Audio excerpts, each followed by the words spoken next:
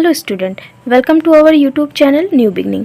आज के इस वीडियो लेक्चर में हम लोग इलास्टिसिटी की बात करेंगे। इसके पहले के मैकेनिक्स के लेक्चर में हमने काफ़ी चीज़ें को डिस्कस कर लिया है, जिसमें आपको मैकेनिक्स का आई थिंक 4 से 5 लेक्चर इस वीडियो के डिस्क्रिप्शन बॉक्स में मिल जाएगा, जिससे आप लोग इंस्टेंट रिवीजन कर सकते हो अगर आप लोग एंट्रेंस की प्रिपरेशन कर रहे हैं तो। ठीक है, मैंने फ्रेम ऑफ रेफरेंसेस की और मोमेंट ऑफ इनर्शिया वगैरह जो है ये सारे इंपॉर्टेंट टॉपिक्स को कवर कर दिया है। अब मैं इस वीडियो में ये नहीं बताऊंगी क्या क्या कवर किया है, क्योंकि अगर ये बताने लगेंगे तो वैसे ही वीडियो बहुत ज़्यादा लंबा हो जाएगा। आज का ये हमारा टॉपिक होगी इलास्टिसिटी, जिसे हम लोग हिंदी में प्रत्यास्थता बोलते हैं।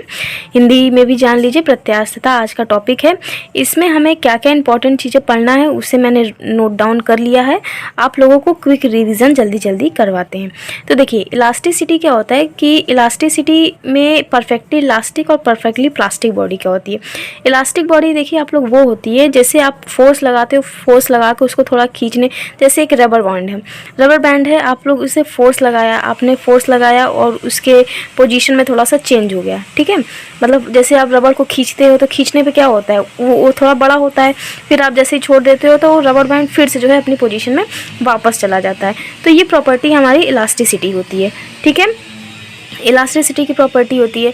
और जैसे कि आप डेली लाइफ से एग्जांपल लेंगे तो एक बहुत कॉमेडी वाला एग्जांपल आपको दें तो जैसे हम लोग जब आँख मारते हैं तो देखिए, जब हम किसी को आँख मारते हैं तो एक आँख ब्लिंक करते हैं, तो ब्लिंक करके फिर उसको नॉर्मल पोजीशन में ले आते हैं।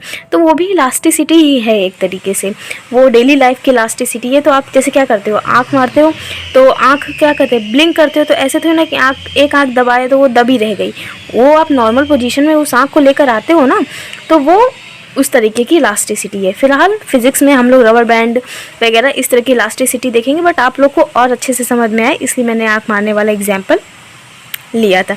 ठीक है, तो वो भी एक तरह की इलास्टिसिटी, बस मतलब ये जानिए कि फोर्स लगाने के बाद बॉडी का अपने ओरिजिनल शेप या साइज़ में वापस आना ही इलास्टिसिटी होता है।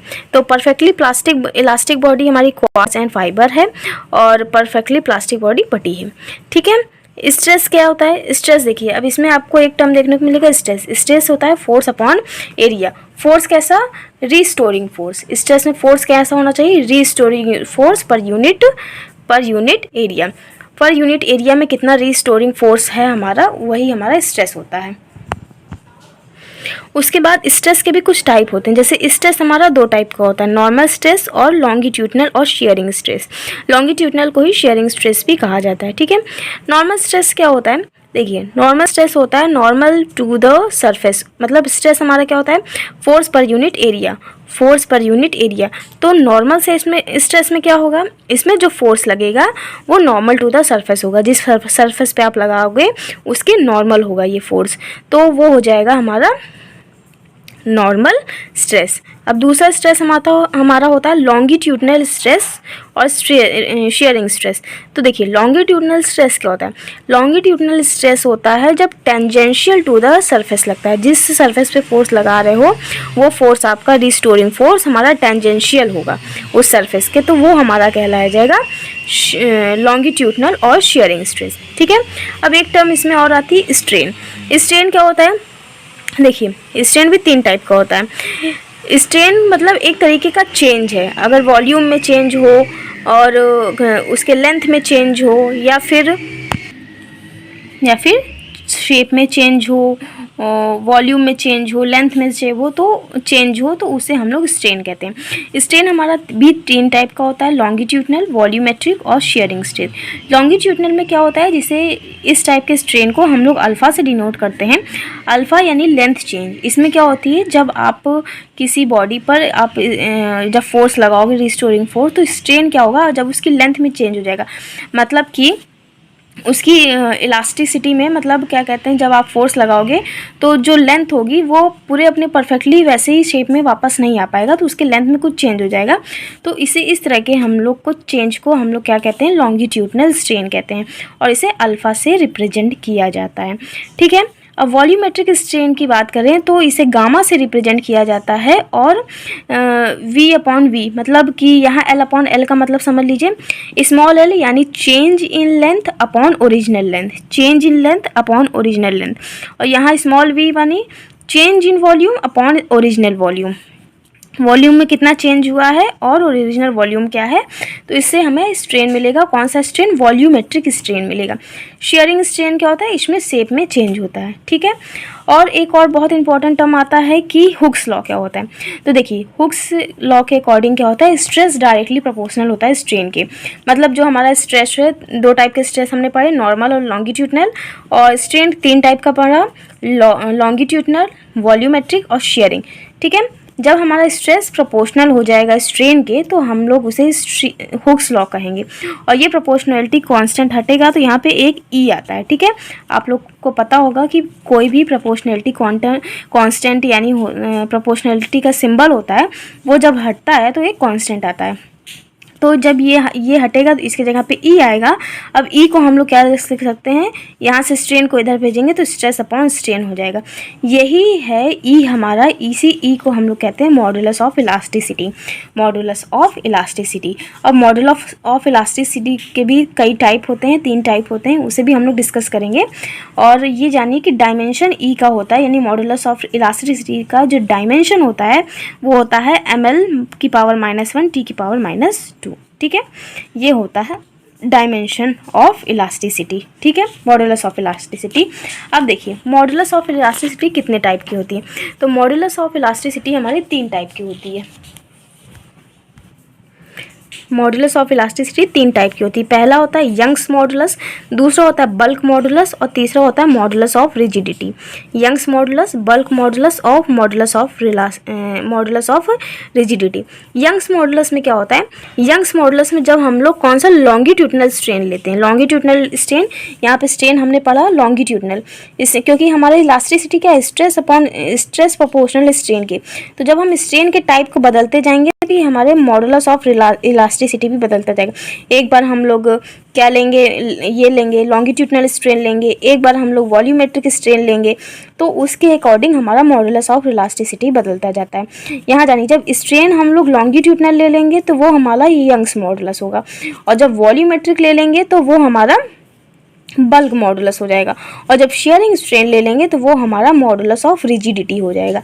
तो यही यहाँ पे इंट्रोड्यूस किया गया है कि यंग्स मॉडुलस क्या होता है? जब हम लोग लॉन्गिट्यूडनल स्ट्रेन लेते हैं। बल्क मॉडुलस क्या होता है? जब हम लोग वॉल्यूमेट्रिक स्ट्रेन लेते हैं। और मॉडुलस ऑफ रिजिडिटी क्या होता है? जब हम लोग शेयरिंग स्ट्रेन लेते हैं, ठीक है।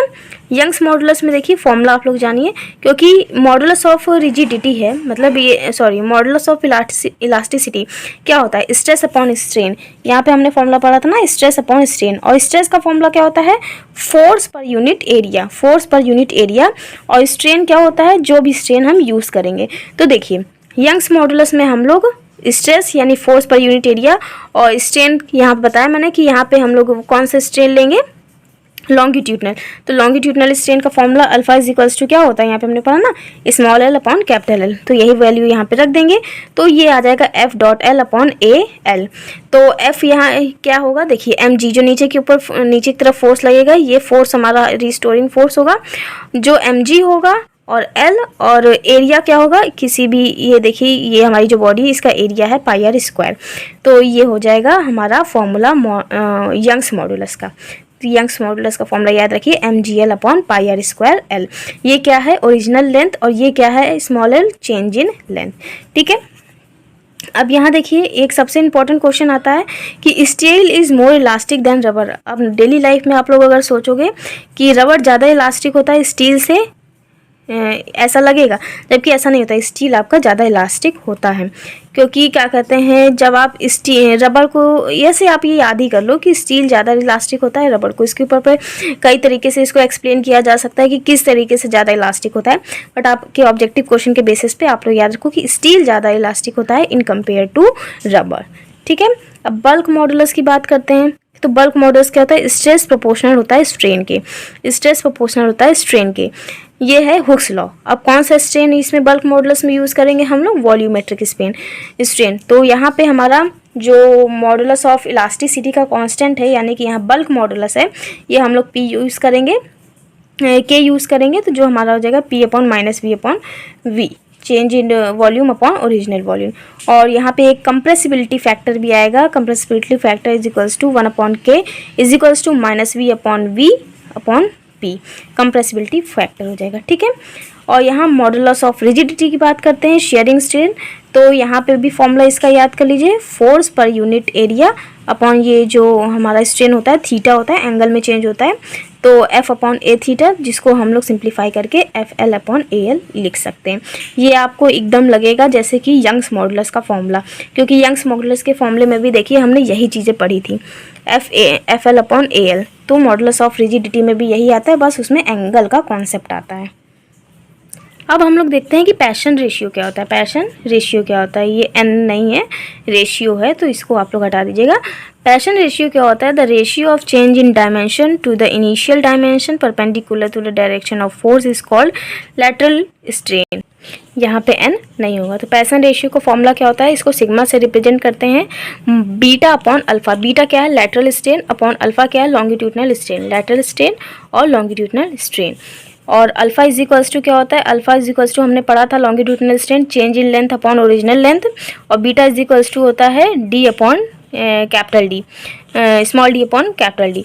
तो यहाँ से फॉर्मूला क्या बन जाएगा, beta upon alpha small D upon capital D into L upon L. तो ये हमारा फॉर्मूला बन गया। यहाँ से इसको हम डिफ्रेंशिएट कर देंगे, डिफ्रेंशिएट फॉर्म भी इसका ऐसे आ जाएगा, L upon D D D upon D L, ठीक है। डिफरेंशियल फॉर्म भी आप लोग याद रखो, ऑब्जेक्टिव क्वेश्चन में ये ऑप्शन आपको मिल सकता है कहीं।